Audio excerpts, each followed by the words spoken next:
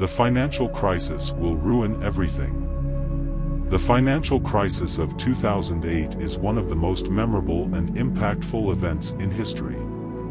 It was a global economic and financial meltdown that led to the Great Recession. The housing bubble burst, leading to a credit crunch, which then led to a global economic downturn. This event has had an everlasting effect on the world economy and its people. For example, when it comes to the US, we have not yet recovered from this event as our GDP is still below where it was before the crisis hit us. In fact, according to many economists, we are still in a recession because we never really recovered from 2008's crash. The financial crisis of 2008 has had a lasting effect on the world economy and its people. For example, when it comes to the US, we have not recovered from this event as our GDP is still below where it was before the crisis hit us. In fact, according to many economists, we are still in a recession because we never really recovered from 2008's crash. That said, for all that happened in 2008, there are some good things that came out of it as well, like the affordable housing and food stamps boosts that help low-income Americans stay afloat in tough times. That I wonder what they'll do to help the people already here when they increase the number of immigrants allowed in over a 10-year period. The financial crisis and the future of the economy. The financial crisis was a global event that led to the worst recession since the Great Depression. It was caused by a combination of factors, including subprime mortgages, credit cards, over-leveraging of financial institutions, and the housing bubble. The crisis began in 2007 with a decline in home prices that led to high-risk loans being called in. This led to a financial crisis and then an economic recession that lasted from 2008 to 2012. The effects of this crisis are still felt today in many different ways, including the effects of the economic recession that followed the financial crisis are still being felt today. These include, Paul Krugman wrote in 2009, after a decade of financial central planning, we're starting to rely on market discipline to re-establish responsibility. The Bankruptcy Act calls for debtors to repay debts in full over the next 5 years or so, leading to reduced spending and increased unemployment. The Fiscal Restructuring and Bankruptcy Act of 2009 allowed people with low-paying but high-interest credit card debt to get out of paying interest on it, while businesses and government institutions can defer tax payments up to 3 years in order to get through the recession. The financial crisis was a global event that led to the worst recession since the Great Depression. It was caused by a combination of factors, including subprime mortgages, credit cards, and securitization. It resulted in a global recession which began in 2007 and continued into 2009, primarily affecting rich countries but also poor countries that borrowed heavily from the developed world. The effects of the financial crisis are still being felt today. Paul Krugman wrote in 2009, after a decade of financial central planning, we're starting to rely on market discipline to re-establish responsibility.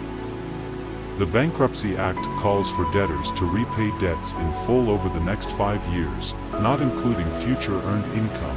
The causes of the Great Recession have been debated by economists and remain a matter of debate. There are competing explanations for what caused the recession, which some argue was inevitable due to economic forces as a result of globalization or institutional changes in monetary policy, while others argue that it was avoidable with government intervention, for example by raising taxes. How to prepare for the next financial crisis. In 2023 we will explore how to prepare for the next financial crisis. There are many ways to prepare for the next financial crisis. One way is to manage your portfolio and make sure that you have a diversified investment portfolio.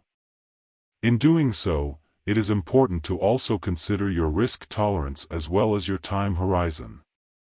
There is a significant risk of a financial crisis in the coming years.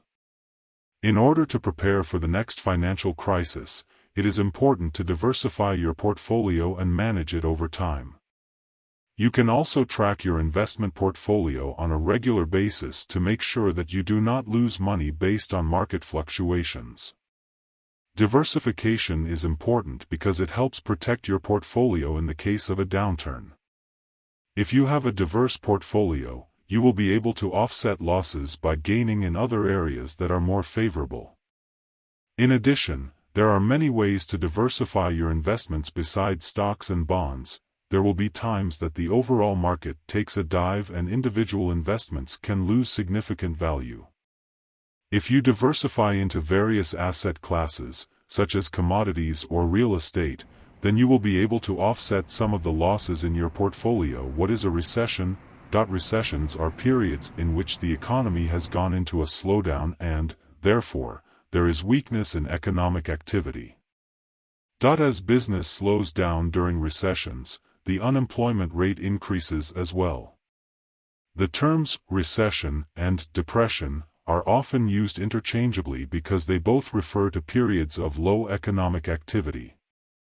However, a recession is typically considered to be more severe than a depression. What is diversification? Diversification is a method of spreading your investments into a number of different asset classes, such as stocks and bonds, among others. It is the practice of dividing an investment portfolio into categories that are typically less risky than stocks and bonds, among others. This practice is thought to reduce the risk of a loss in one area while increasing the potential for gains across other categories. What are the benefits of diversification?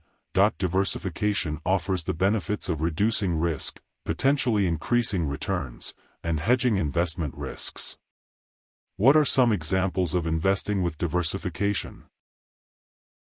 Diversification is the process of investing in a variety of different assets. The goal is to reduce risk by not having all your eggs in one basket. Diversification offers the benefits of reducing risk, potentially increasing returns, and hedging investment risks. Common forms of diversification include investing in stocks and bonds, and broad asset classes such as real estate, commodities, and alternative investments. The term commodities refers to an asset that is a physical item. For example, a commodity can be tropical fruit or oil. Diversification is the process of investing in a variety of different assets. The goal is to reduce risk by not having all your eggs in one basket. Diversification offers the benefits of reducing risk, potentially increasing returns, and hedging investment risks. Common forms of diversification include investing in stocks and bonds, and broad asset classes such as real estate, commodities, and alternative investments. The term commodities refers to an asset that is a physical item. For example, a commodity can be tropical fruit or oil. Insurance. The purpose of insurance is to transfer the risk of an uncertain future event from the insurance policy holder to the insurer in exchange for money today. Insurance policies are typically issued by private companies, nonprofits, or government agencies such as state lotteries. Insurance policies can provide protection against a risk of financial loss or liability, property damage, and/or the cost of medical care. Insurance may also refer to government-sponsored social welfare insurance. The purpose of insurance is to transfer the risk of an uncertain future event from the insurance policy holder to the insurer in exchange for money today. Insurance policies are typically issued by private companies, nonprofits, or government agencies such as state lotteries. Insurance policies can provide protection against a risk that is uncertain or against a risk that is difficult to quantify, such as the risk of large financial loss. There are numerous ways in which an individual state can provide insurance for different risks. These ways center on how a government regulates and manages the insurers, and whether taxation plays a role in the collective financing of insurance. A state might provide insurance as part of a larger social welfare program. During the early 20th century, industrial insurance was provided mainly by labor unions and other organizations. Many industrial and commercial firms offered insurance as a benefit to their employees. If you learned something new, please like and subscribe.